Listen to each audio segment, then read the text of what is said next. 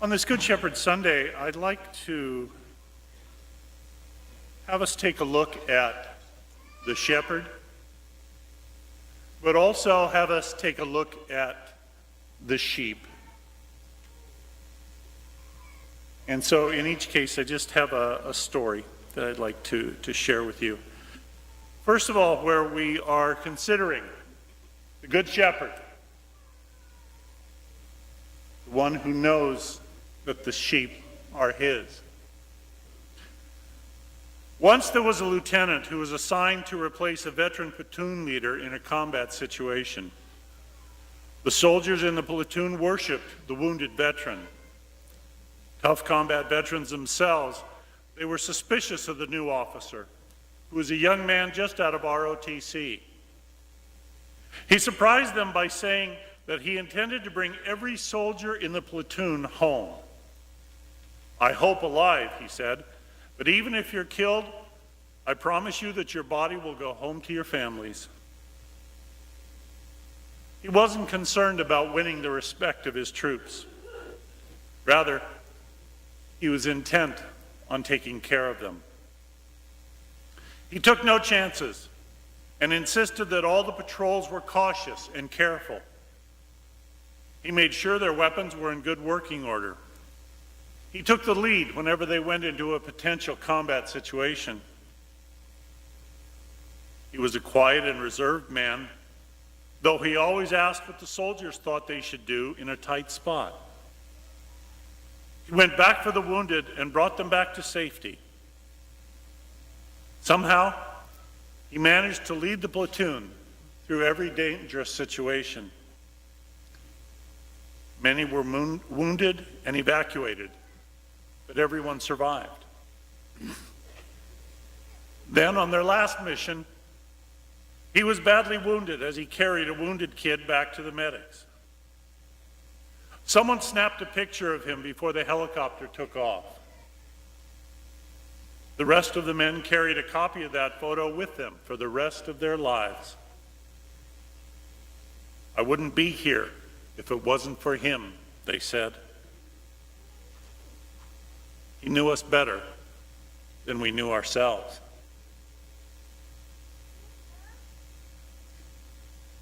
That's the shepherd. He was intent on taking care of them, took the lead whenever they went into a difficult situation, managed to lead them through every dangerous situation. Our shepherd does that. But most of all, and this is something that we forget so much, he knew us better than we knew ourselves. Or present tense, the shepherd knows us better than we know ourselves. He understands what's going on in our lives better than we do, because very often we can just see the immediate. And the past haunts us, and the future scares us. The shepherd is always certain that we never will go through it alone. We will never have the promise of new life before us.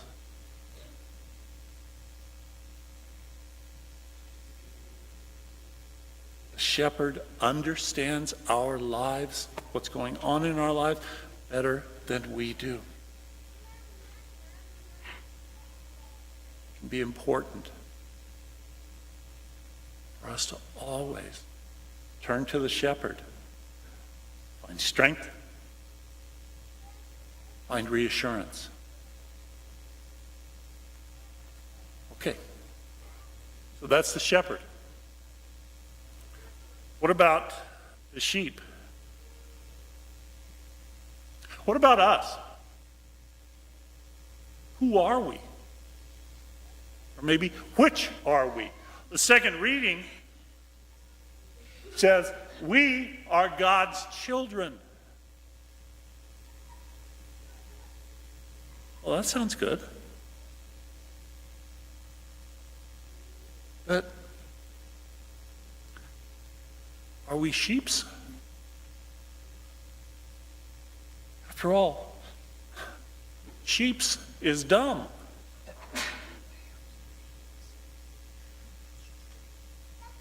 But because sheep are dumb, for the most part, they're not evil. If the sheep wanders off, it's not because it's being willful. It's not because it's saying, the shepherd can't tell me what I'm going to do. I have my basic ovine freedom. The sheep equivalent of human freedom for us, isn't it? Nobody's going to tell me what to do. No, the sheep don't do that. If they wander off, because distraction,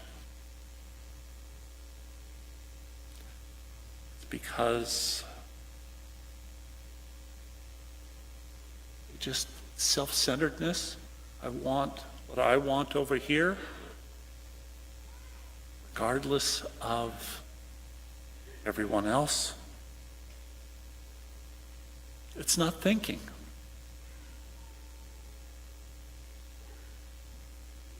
So which are we?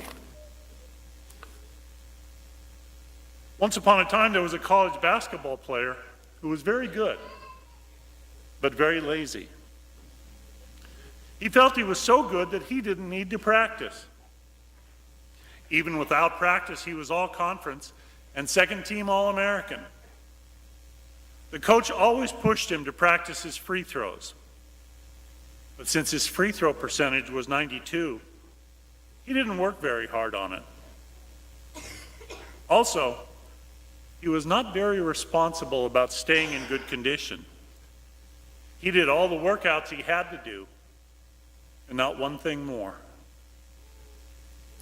Well, his team made it into the NCAA tourney, and even to the Elite Eight. One more victory and they'd be in the Final Four, the first time that a team from their school had gotten that far. Our hero was worn out from the long season. The game went into overtime. He was so exhausted that he could hardly move up and down the floor. With 10 seconds to go, they were down by 1 point.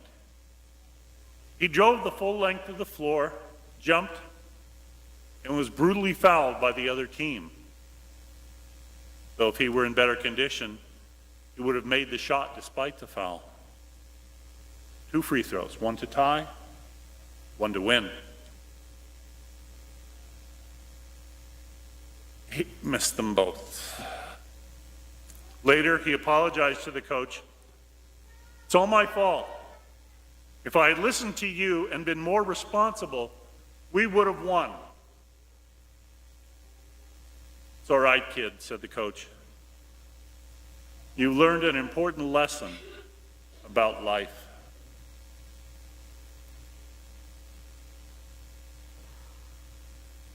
How many times as we look back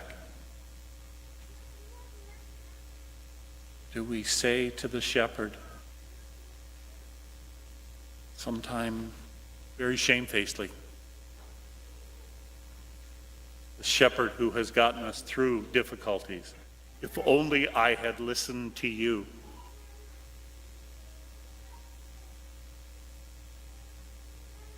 And if you've ever wondered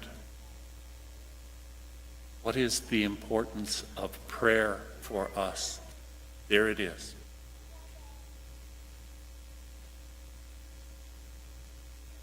The shepherd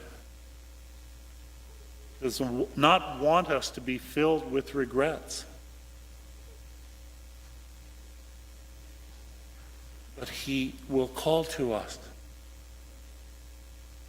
He will not force us, drive us with his staff.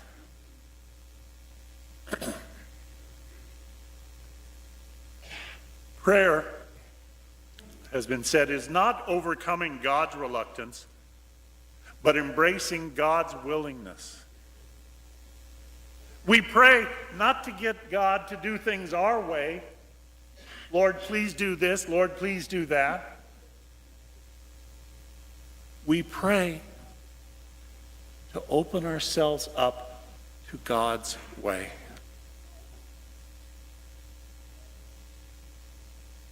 So that maybe we won't go astray quite as easily or quite as often. But either way, the Good Shepherd is always there, whether he is calling us to life, we are responding, or whether he is rescuing us from danger, we are calling out for help. In all of that, the shepherd reminds us who we are. We are not dumb sheep. We are the beloved. We are God's children now.